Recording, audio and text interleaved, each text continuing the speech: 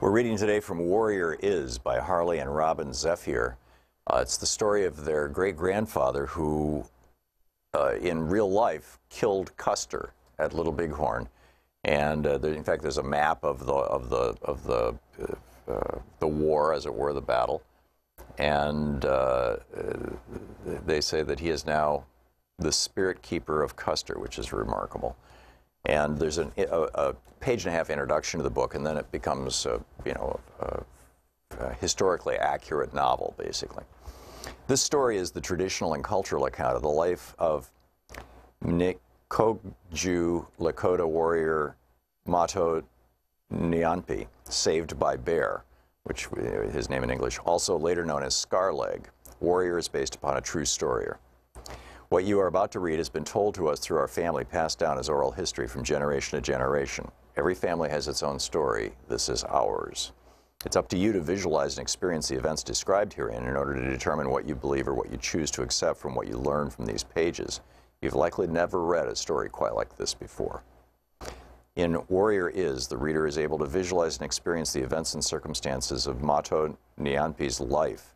Many times the story is told in the present tense, such as if you were walking with Saved by Bear and his people as the events unfold.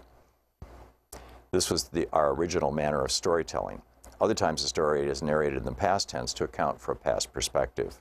Those of us who may not be entirely fluent in particular words or specific language, as much as we may be fluent in spirit and honest communication, the life messages many times can be more meaningful than just the written or spoken words.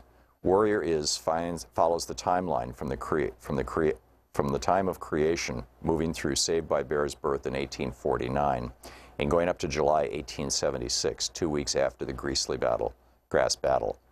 Please exercise your free will and follow your conscience when reading this story. The spiritual side is called upon you to open your spirit so that you may read this tale and learn about these events through your own spirit. And, continues sort of like in that line, but here, right to the book. Prologue. He smelled the yellow of the sun. His spirit was alive and energetic. He felt the energy in his chest and all along the blood running through his veins. He looked to his left to see his great friend by his side. The strong scent of sage caressed his nostrils and reminded him of home. The movement over the high-running hilly ridge to the south caught his eye. He and Swift Bear sensed and felt the pathway opening up. So much had occurred so quickly, so suddenly, so dramatically. Their call to duty, his call to duty, filled his mind, his heart, his spirit. Today, it was meant to happen. It was presented to the people from the Creator. The plan was made. The warriors summoned. The preparation was done. It all led to this place, this portal in time. The sparse clouds to the west resembled mare's tails, and for a brief moment he remembered his white stone friend in the White Mountains. He remembered his spiritual commitment to protect his people, Grandmother Earth, and the sacred Sapa. And time stood still for a moment, a small moment in time, through all of the ancient and original history of all the moments of time. And as the group of the horse-mounted soldiers rode briskly over the far ridge, the Creator shined that warm, nurturing light upon these warriors. Such as Creator had been doing since the beginning of time, since the beginning of Grandmother Earth and Grandfather Sky, and at the beginning of all things. All the moments of time forever had arrived here, now. It had come to this. Creator's strong will and great invisible hand had placed them here.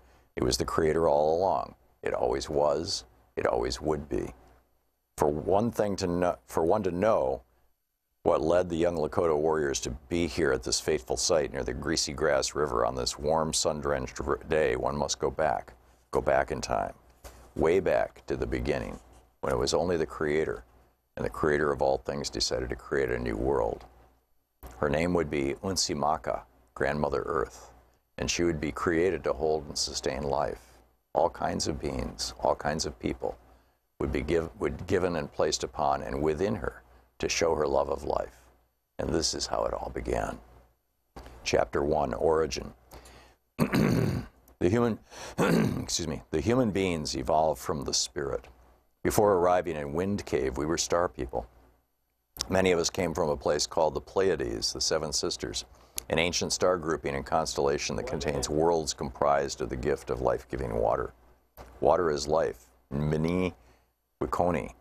The Pleiadian influence is an absolute, but those of us who claim to be relatives of the Pleiadians share a common bond with other indigenous people, regardless of where we are geographically on the earth. We will always remain Pleiadian star people. Spiritually, we have become human beings of different races and ethnicities, but the origin of our spirit is the water. And for us, and as to who we are, as the tribal people in a family way, our name is Mnincoju, its evidence. It means life's subsistence through the gathering and planting by the waters and or river. The Mnincoju spend their lives living by the waters.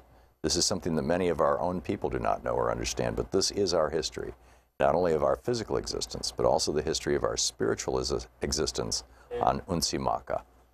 The book is Warrior Is by Robin and Harley Zephier.